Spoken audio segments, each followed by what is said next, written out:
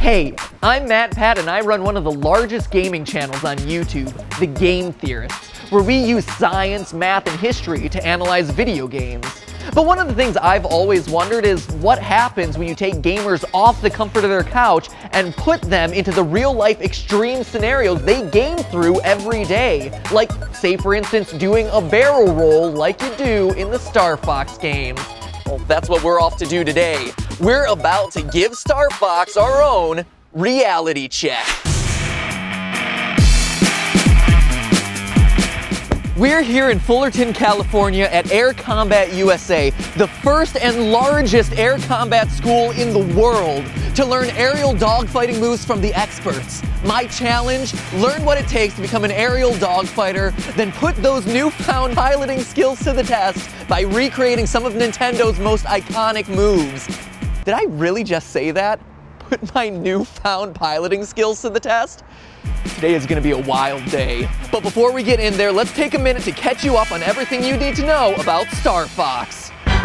Star Fox is one of gaming's most iconic franchises. Debuting in 1993 and published by Nintendo, the games have you stepping into the boots of Fox McCloud, aerial fighting ace sent to take down the mad scientist Andross. Although some levels feature you driving around a tank or a sub, the game is best known for its dogfights in space, where you're required to pilot your plane, the R-Wing, to take down fleets of enemies. Since analyzing this is our goal today, it's important to note that the R-Wings are specially designed for aerial combat in space, equipped with what the game calls a G-diffuser system. This anti-gravity device allows the pilot to accelerate or decelerate instantaneously, while also allowing pilots to perform 3 essential combat maneuvers. These are the barrel roll, where the plane spins around its longitudinal axis, the U-turn, where the plane changes its direction by flipping upside down, and the loop, which is, you know, a loop. It's pretty self-explanatory, actually. So that's our focus for today, analyzing the real-life science behind fictional space dogfighting. And that's why I'm here with Tom Smith, ex-Navy fighter pilot. Tom. Hi. Thanks for keeping me safe today. I have to admit, I am a little bit nervous. You'll be fine. So can you tell us a little bit about your experience? After college, I went into the Navy. I was 20 years a Navy fighter pilot, 10 years on active duty, and 10 years in the reserves. Yeah. Okay, and this isn't the type of flying that you're going to experience in your commercial jet line or anything like that, right? You're going to be completely in a different element today when you step into that airplane. And I guess the most important question of all is, have you ever played Star Fox? I don't even know what it is. I haven't heard of it, no. Okay, have you ever played a video game? No, I haven't. Oh, Tom, we have a lot to teach each other yes. here. Okay, good. I'm looking forward to it. You're going to be flying with me today in aircraft 203, and Travis is going to be flying with Baron. Great. How you feel about that, buddy? I'm sure. So can you tell me a little bit about how you transform people like me who have no flying or flight experience possible to dogfighters? We get in the air, we're going to start transferring control of the airplane over to you as the guest pilot. Yeah, I will be flying a plane today. Sure. And we're going to be coaching you the whole time. Great, good, please. So in the game, it's this classic phrase. Do a barrel roll. It's do a barrel roll. Do a barrel roll. And it's an anthropomorphic bunny rabbit that tells you to do this. Really? Video games, they're weird, right? Yeah, okay. I know, yes, very strange. But basically, you're flying forward, and you're doing a turn just like that, just straight in motion. That's not a barrel roll. That is not a barrel roll. Not in our terms. Okay, does it have a name? That's more of an aileron roll. Okay. You've got a big altitude change in through here as well. So instead of the aileron roll or the barrel roll in Star Fox, where you're staying in the same plane of motion, the barrel roll in real life, you're moving across multiple planes of motion. So you're not just moving forward and rotating, you're also You're changing heading. You're changing heading. So then can you take me through the loop and the Immelman? This one is the Immelman, where you get over on the top and you're at the apex of the climb and you just roll it, and now you're very, very slow, but you're at a much higher altitude. And you've effectively turned 180 degrees. Yes. The Immelman, is that ever referenced as a U-turn in any of your 20 years of experience? No, I've never heard that term. A pure loop, from an aerobatic standpoint, is your same heading all the way through it. And is a loop a good dogfighting maneuver? Oh yeah, you want to stay in the vertical as much as possible in a dogfight. Okay. If you have two similar performing airplanes, it's the guy who uses the vertical the best who's usually going to win. Really? Yeah. I know in my reading before coming here, there's the tactical egg. If this guy goes into the vertical, as depicted here on this energy egg, we're going to have that rapid turn rate and that tiny turn radius, which is going to allow us to get up and roll back around and start getting behind him. Basically what you're saying is you're kind of using gravity to help you win the fight. Yeah. So this is real life, this egg formation. It's interesting because in Star Fox, when you do a loop maneuver, it always ends up being a perfect circle. Yeah. You know, just kind Not of so. just kind of like that. Not so much. No, that would be true if you could keep your airspeed at the same speed all the way Right, the around, whole but way you around. can't do that. If gravity weren't a factor, though, Yeah. would I be able to do this? Now we're getting hypothetical. Yeah, you're getting hypothetical. Yeah. One might say theoretical. I mean, if you were in space where there is no gravity, Right. or less gravity, Right. yeah, that would work. I highly recommend you get out of your Levi's, that jacket, because you're going to get hot up there with your heartbeat. Okay, okay. Okay. Well, I was going to say I didn't bring a change of pants, but I guess I'm wearing the suit. You're wearing the flight suit, yeah. All right, so all I got under here is my shorts and my t-shirt. no need to show us. no. I trust you. I trust you. no. But I guess that means it's time to probably It's suit up time then, to- right? Time to suit up, yeah. Okay. Well, Why don't I thank you come very over much, here sir. and I'll show you the flight suits.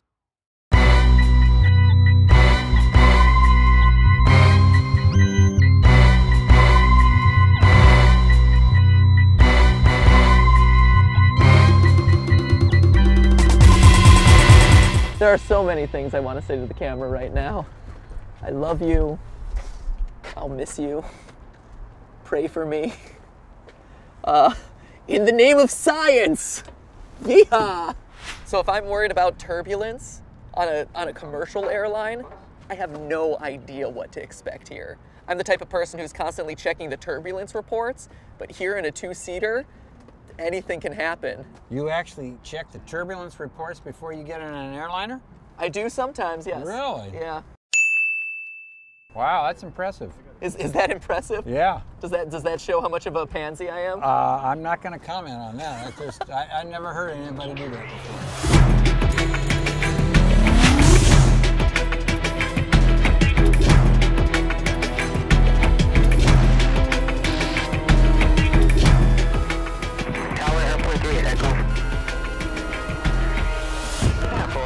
Combat flights are ready to go.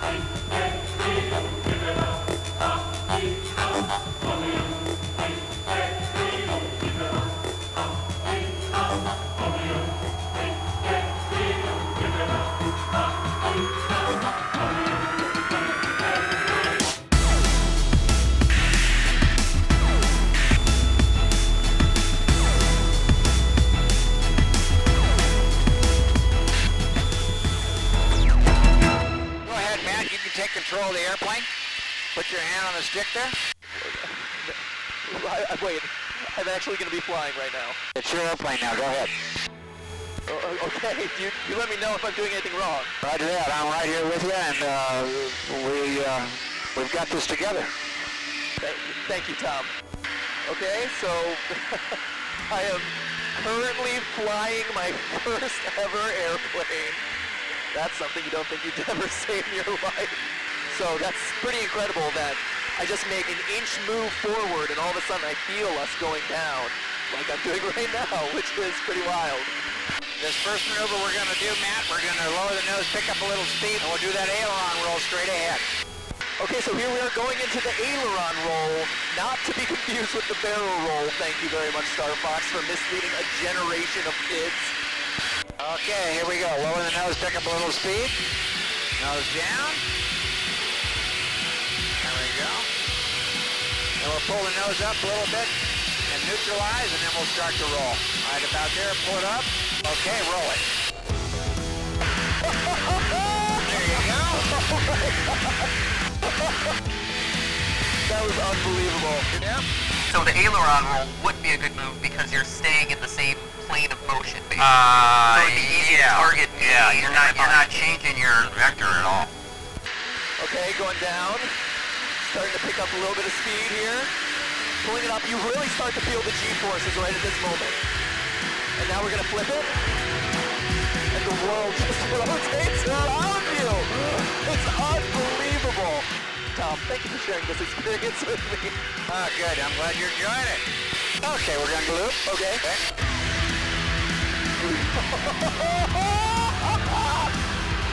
Oh my gosh, look at this. Just see everything. Like the... Why? There's our tail! Oh my god! We're right back into it! Oh my god! Oh my god! That's phenomenal. So as we prep for our second pass, I will say, what you described about the energy egg or the tactical egg, you can really feel that as we're going through, where at the top, you really kind of feel you starting to kind of crest that hill. You feel those extreme G-forces along the bottom, but then you also feel how much wider that is versus kind of what you're feeling at the top. And I can definitely see how that would provide a very tactical advantage when you're in a dogfighting scenario. Absolutely, yeah. Very advantageous to use the vertical. But that being said, in Star Fox's defense, if they are indeed able to diffuse gravity, then loops like that, ignoring the tactical egg, make perfect sense. So good on you, Nintendo developers, and figuring out a loophole to figure out how we can do dogfights in outer space. Wants to do another one? Okay. Okay, here we go. We're starting to pull up. Start pulling. Back. A little more on that. Keep pulling. Look out the side. Over the top. There you go. Wow. Relax the back pressure. Okay. There's a little negative G. Now you're just showing off for me, Tom. This is without exaggeration a life-changing experience. Okay, we're going to do the element, nose down, and element. We're going to start the element. We're going to pick up 190 knots and roll out on the top. Okay, start to pull, Matt. Keep pulling, Matt. That's it. Look out the side when you know you're completely upside down. We'll roll it into straight level. Roll it. There you go. Keep turning. Perfect. And there we are with about 500 feet of altitude change, and roll out going the opposite direction. So we're really using that vertical to our tactical advantage. Yeah, we are. Even though you do lose speed in the process. Yes. You've got lots of potential energy up here. It is mind-blowing how close we're able to get. Yeah. That's basically everything. Okay, we'll head on then. Okay. Prop is full, landing checks complete, we're clear to land.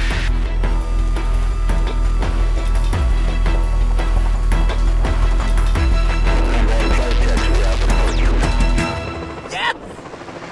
Whoa. That was literally a life-changing event. I will never look at flying the same way again. Tom, thank you so much for keeping me safe. You did a great job. I cannot thank you enough. This was amazing. You need to come back. Will do. So final results on Star Fox, I say overall, doing a pretty good job, surprisingly. Let's take it point by point. First, the aileron roll, otherwise known in the game as barrel roll. Yes, they get the name wrong, but the actual execution of the move they entirely nailed.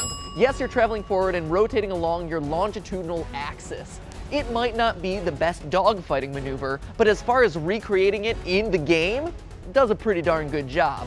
So the loop. Granted, as we learned in our training session, you're not going to be doing a perfect circle in real life. Like we experienced while we were flying, you really experience that tactical egg as gravity pulls you down and you really sacrifice that energy to get potential energy at the top. That being said, Star Fox came up with the bright idea of the G diffuser, which completely negates the force of gravity. It's a huge hypothetical, sure, but it does a great job of explaining away the bizarre physics that this ship is having in space. So overall, checkpoint there. And then finally, the Immelman turn, or the U-turn, as Star Fox calls it. Sure, it's again a bit of a misnomer, but it's doing the right thing. You're transitioning that kinetic energy low into potential energy high and in the backwards direction. And when it comes to recreating that move in the game, Star Fox got it entirely right. So overall, what I would say is this. For a game that features anthropomorphic foxes and hares flying ships through outer space to take down an evil space monkey, surprisingly, Star Fox's reality really does check out.